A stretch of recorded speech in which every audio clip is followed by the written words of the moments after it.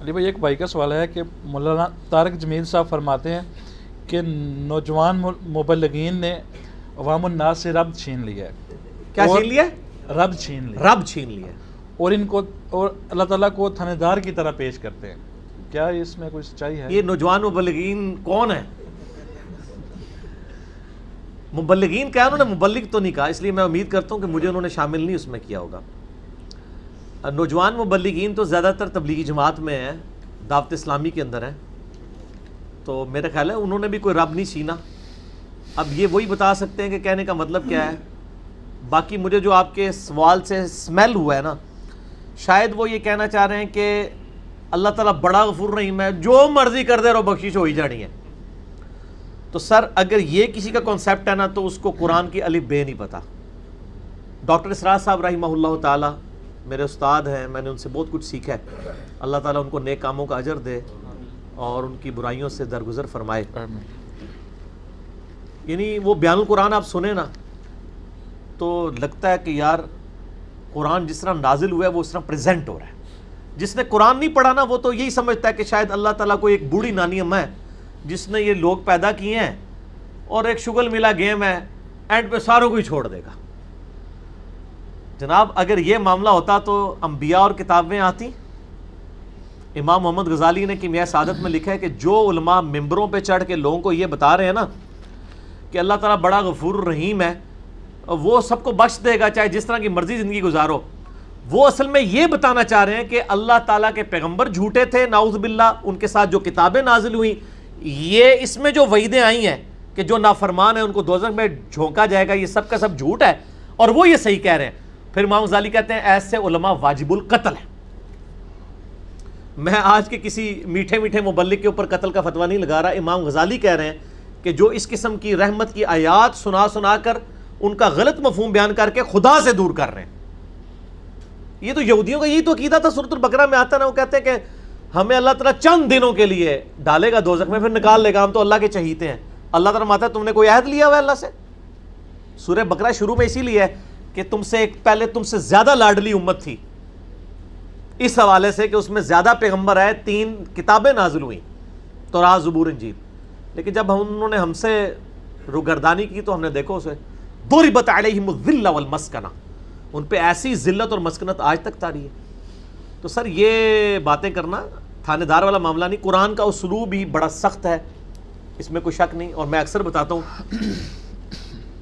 2011 کی بات ہے، ہمارے محلے میں ہی ایک مسجد، یعنی لڑکیوں کا ایک مدرسہ ہے اہل حدیث کا. تو وہاں پہ ایک آنٹی ہیں جو ڈاکٹر فرحت ہاشمی کی کلاس فیلو ہیں، اسٹوڈنٹ نہیں کلاس فیلو ہیں. تو وہ رمضان میں دورہ قرآن کرواتی تھی. تو میں نے اپنی وائف کو کہا، اس وقت 3 بچے تھے، ماشاءاللہ 4 ہیں، میں نے کہا میں بچے سنبھالتا ہوں، تم نہ رمضان میں پورا قرآن گو تھرو کرو. وہ صبح 9 سے لے کے 12 بجے تک ایک پارہ کور کرواتی تھی، پورے رمضان میں قرآن ختم. میں کہا تیری جدی پشتی کسی نے پورا قرآن نہیں ترجمے نال پڑھا ہونا اس طریقے نال، تو تے اللہ دی بندی پڑھ لے.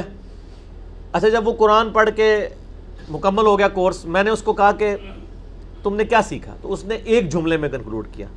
اس نے کہا جی مجھے جس خدا کا تعارف کروایا گیا تھا نا اس معاشرے کی طرف سے اور میرے ماں باپ کی طرف سے، وہ خدا کوئی اور ہے، اور جو خدا قرآن میں ہے نا وہ کوئی اور ہے.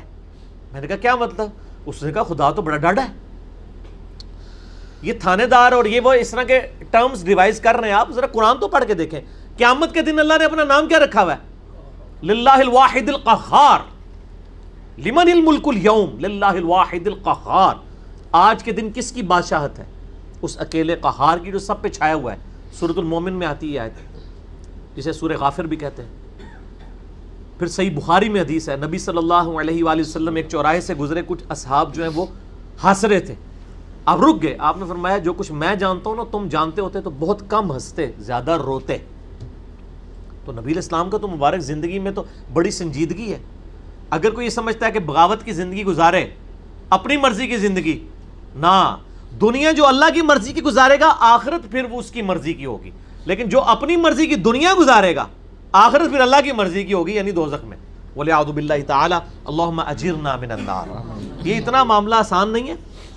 اللہ تعالیٰ سورہ حجر میں فرماتا ہے اعوذ باللہ من الشیطان الرجیم، نبی عبادی انی انا الغفور الرحیم، اے نبی علیہ السلام میرے بندوں کو خبر دے دو کہ میں بڑا بخشنے والا مہربان ہوں، لیکن پھر ساتھ ہی فرمایا کہ ان کو یہ بھی بتا دو کہ میرا عذاب وہ بھی بہت سخت ہے، بیلنس کرو۔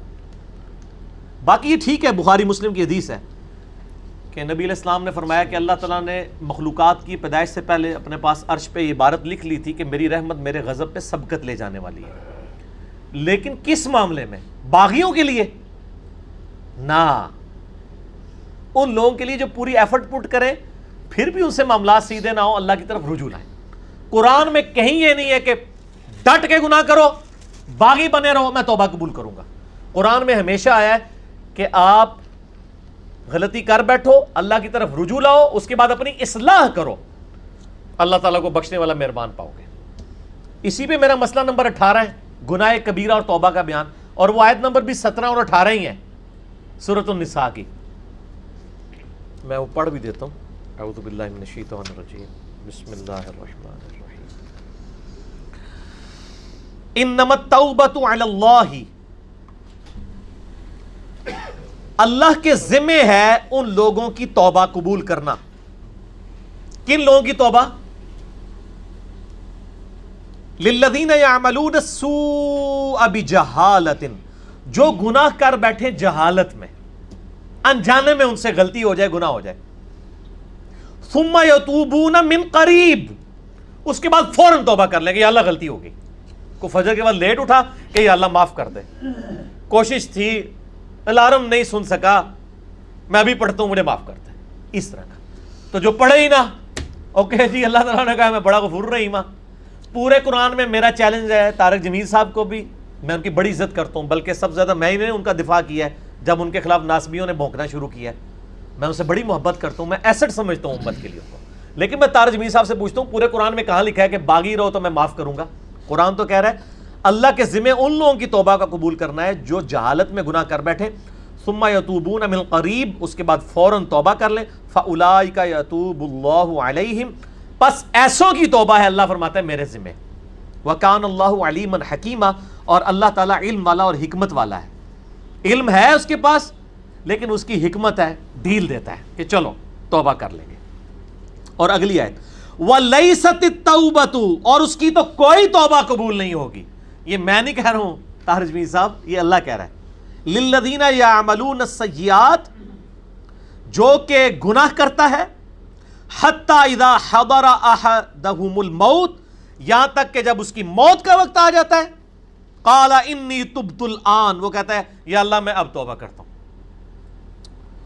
وللذین یموتون وہم کفار، اور نہ ہی ان کی توبہ قبول ہوگی جو کفر کی حالت میں مرے، یعنی وہ پہلے مسلمانوں کا ذکر ہو رہا ہے، کافروں کو اللہ نے الگ کر دیا ہے، یعنی ایسے مسلمان جو موت کے وقت توبہ کریں ان کی بھی توبہ قبول نہیں اور کافروں کی بھی نہیں۔ اولئک اعتدنا لہم عذابا الیما، ایسے لوگوں کے لیے ہم نے دردناک عذاب تیار کر رکھا ہے۔ اللہم اجرنا من النار، اللہم اجرنا من النار، اللہم اجرنا من النار، اللہم من احییتہ منا فاحیہ علی الاسلام ومن توفیتہ منا فتوفہ علی الایمان۔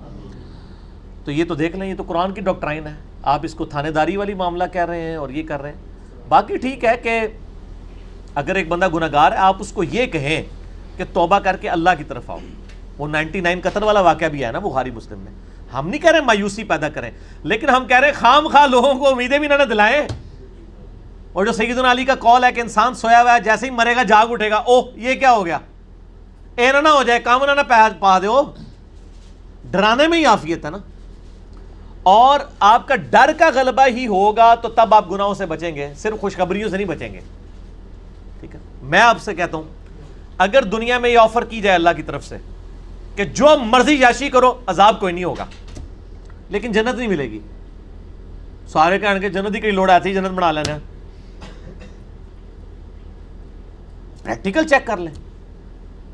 اور اس کے بدلے میں اگر یہ بات کی جائے کہ جی آپ دنیا میں اللہ کے تابع فرمان بن کے رہو، ادروائز آپ کو دوزخ میں جھونک دیا جائے گا، کوئی بچت نہیں ہوگی، تبھی لوگ اللہ کی طرف آئیں گے۔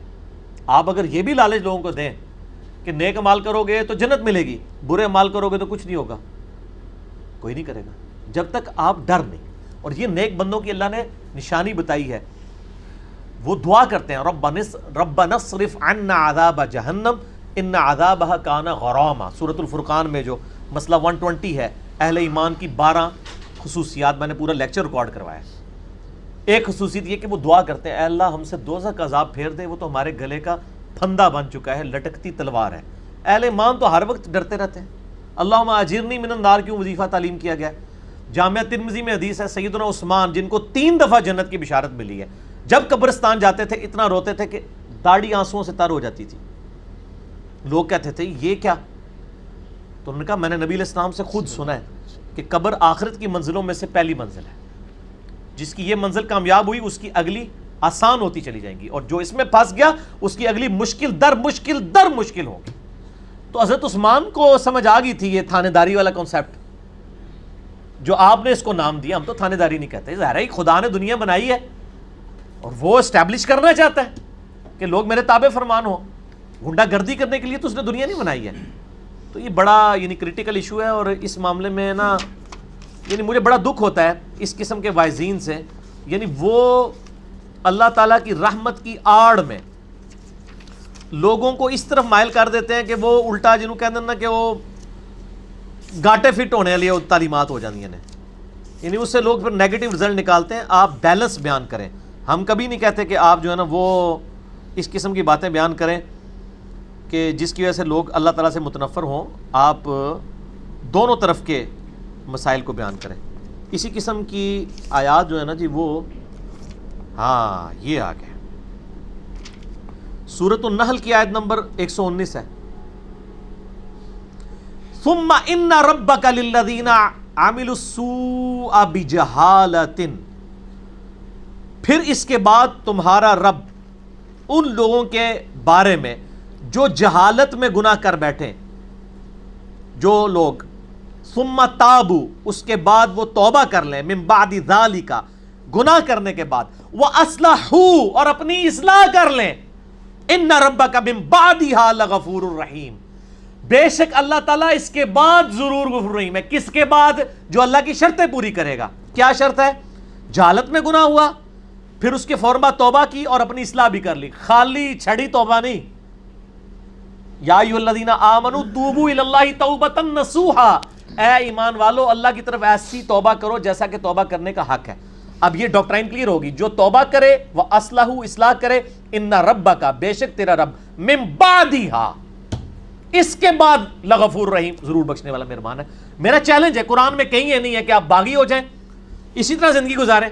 ترمذی میں روایت ہے کہ موت کے غرغرے سے پہلے توبہ قبول ہے، لیکن کس کو پتا ہے کہ کس وقت موت کا غرغرہ آ جائے گا.